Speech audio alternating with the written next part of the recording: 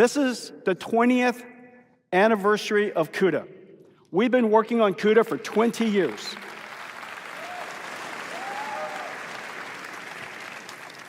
For 20 years, we've been dedicated to this architecture, this revolutionary invention, SIMT, single instruction, multi-threaded, writing scalar code could spawn off into multi-threaded application, much, much easier to program than SIMD. We recently added tiles so that we could help people program tensor cores and the structures of mathematics that are so foundational to artificial intelligence today. Thousands of tools and compilers and frameworks and libraries. In open source, there's a couple of 100,000 public projects. CUDA literally is integrated into every single ecosystem. This chart basically describes 100% of Nvidia's strategies. You've been watching me talk about this slide from the very beginning. And ultimately, the single hardest thing to achieve is the thing on the bottom, installed base. It has taken us 20 years to now have built up hundreds of millions of GPUs and computing systems around the world that run CUDA. We are in every cloud. We're in every computer company. We serve just about every single industry. The installed base of CUDA is the reason why the flywheel is accelerating. The install base is what attracts developers, who then creates new algorithms that achieves a breakthrough. For example, deep learning. There are so many others. Those breakthroughs leads to entirely new markets, which builds new ecosystems around them with other companies that join, which creates a larger install base. This flywheel is now accelerating. The number of downloads of NVIDIA libraries is incredibly accelerating. It's at a very large scale and growing faster than ever. This flywheel is what makes this computing platform able to sustain so much applications, so many new breakthroughs, but most importantly, it also enables these infrastructures to have extraordinarily useful life. And the reason for that is very obvious. There's so many applications that you can run on NVIDIA CUDA. We support every single phase of the AI lifecycle. We address every single data processing platform.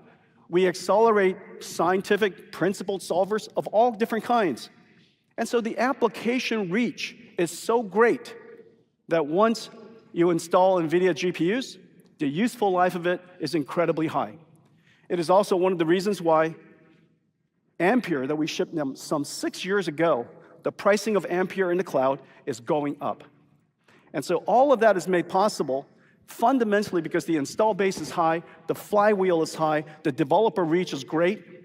And when all of that happens, and we continuously update our software, the computing cost declines. The combination of accelerated computing, speeding up applications tremendously. Meanwhile, as we continue to nurture and continue to update software over its life, not only do you get the first-time pop, you get the continuous cost reduction of accelerated computing over time.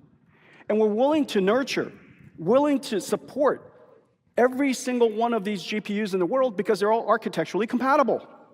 We're willing to do so because the install base is so large, if we release a new optimization, it benefits millions. This applies to everybody in the world.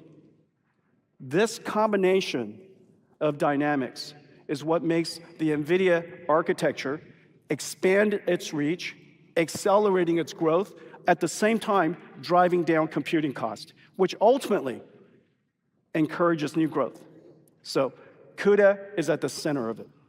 But our journey to CUDA actually started 25 years ago. GeForce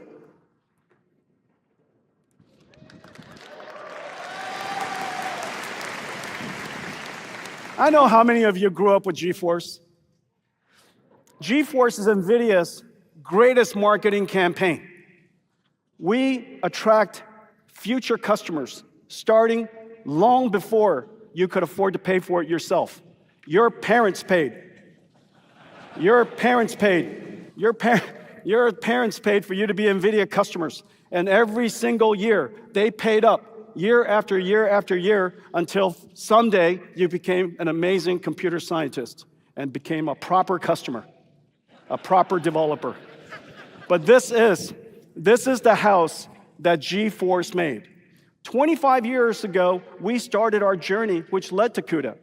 25 years ago, we invented the programmable shader, a perfectly unobvious invention to make an accelerator programmable, the world's first programmable accelerator, the pixel shader. 25 years ago, that led us to explore further and further. 20 years later, 5 years later, the invention of CUDA. One of the biggest investments that we made, and we couldn't afford it at the time, and it consumed the vast majority of our company's profits, was to take CUDA on the backs of GeForce to every single computer. We dedicated ourselves to create this platform because we felt so strongly about its potential, but ultimately, the company's dedication to it, despite the hardships in the beginning, believing in every single day, for 13 generations of 20 years, we now have CUDA installed everywhere. The pixel shader led to, of course, the revolution of GeForce. And then 10 years ago, we introduced, about 10 years ago, 8 years ago, we introduced RTX, a complete redesign of our architecture for the modern era of computer graphics. GeForce brought CUDA to the world. GeForce, therefore, enabled Alex Krizhevsky and Ilya Sutskever and Jeff Hinton, Andrew Ng, and so many others to discover that the GPU could be their friend in accelerating deep learning. It started the big bang of AI.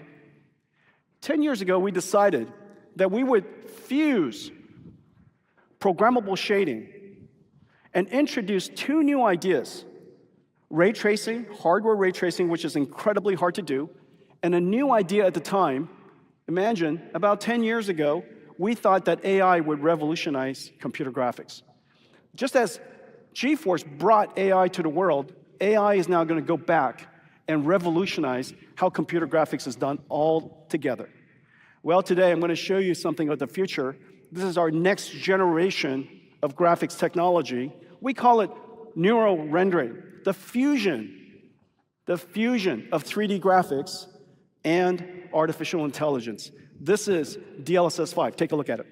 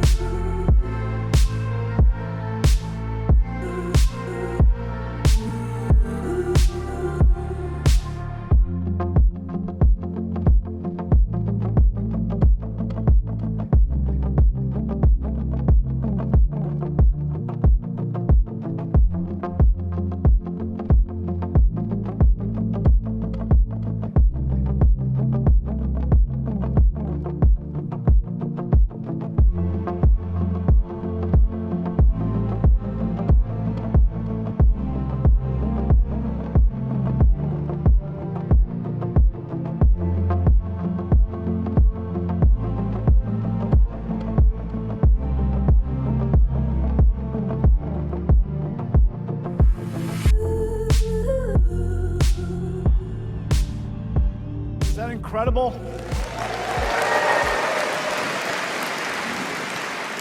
Computer graphics comes to life. Now, what did we do? We fused controllable 3D graphics, the ground truth of virtual worlds, the structured data.